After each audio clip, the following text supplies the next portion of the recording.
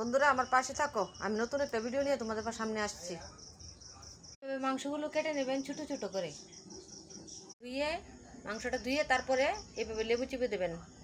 তারপরে মাংসের পরিমাণ মতো আন্দাজ করে লবণ দিয়ে দেবেন। 10-15 মিনিটের জন্য লেবু আর লবণ মেখে ঢেকে রাখবেন।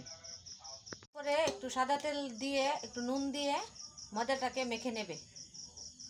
তারপর যে মাংসটা লেবু আর লবণ দিয়ে ঢেকে রেখেছিলেন ওইটাকে ভালোভাবে ধুয়ে নেবেন, যেমন একদম জল না থাকে এভাবে ধুবেন। এমনভাবে মাংসটা ধুইবেন যাতে এইভাবে এমন ঝরঝরা হয়ে যায়। তারপর কুচি কুচি করে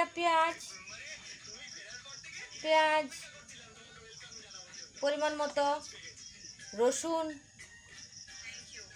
আদা, কাঁচা লঙ্কা সবগুলি দিয়ে দিলাম আমি। আবার একটু লবণ দেবেন, লবণ দিয়ে ভালো করে মেখে নেবেন। একদম আদা, রসুন, পেঁয়াজ, কাঁচা লঙ্কার সঙ্গে যেমন একদম মিশে যায় ভালোভাবে মেখে নেবেন।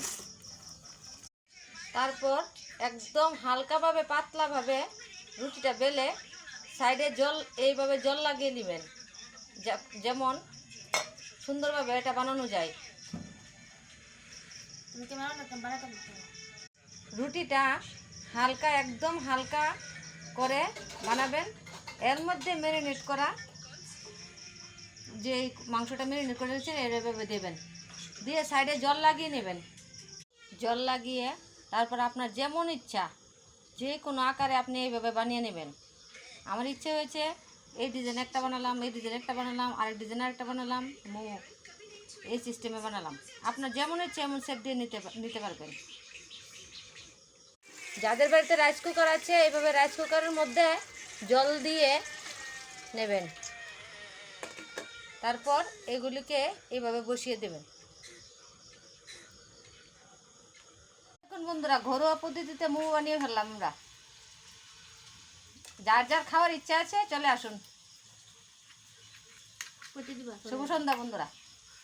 এই দেখুন বন্ধুরা, মোমো, চস, ভাজা মাংস আমরা খাচ্ছি। কে কে খাবেন আসতে পারেন।